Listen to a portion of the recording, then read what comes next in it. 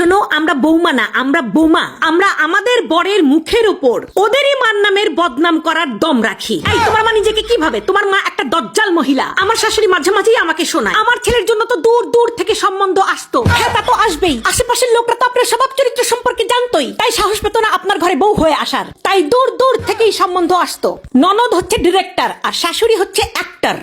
ননদ ফোনে ফোনে ডিরেকশন দেয়, শাশুড়ি লক করে।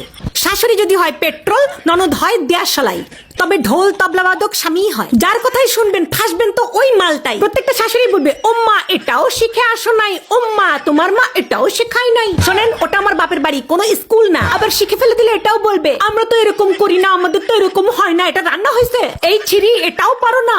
আরে এত সমস্যা যখন নিজে গিয়ে করেন, বৌমা বাড়িতে আসার পর দেখবেন ওরা আর কোনো কাজ করতে পারে না। তাহলে আগে এই কাজগুলো কে করতো?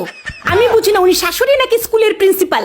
সবসময় পারমিশন নিতে হবে। May I go to market, may I go to বাপের বাড়ি, ডাব্বে মে ডাব্বা, ডাব্বে মে আলু। সব শাশুড়ি গুলাই হয় এক নম্বরের চালু। এরা সবাই ধোয়া তুলসী পাতা, শুধু আমি বিছুটি পাতা। তাই আমাকে দেখলেই ওদের খালি চুলকায়। আমি তো বাড়ির বউ, আমি খাবার কেন হজম করব?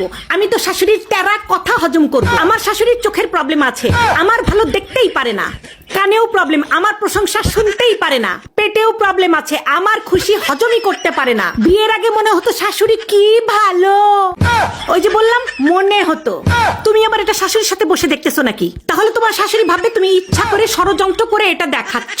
এখন তুমি তোমার শাশুড়ি কথা শোনার ভয়ে এটা স্ট্যাটাসেও লাগাতে পারবা না।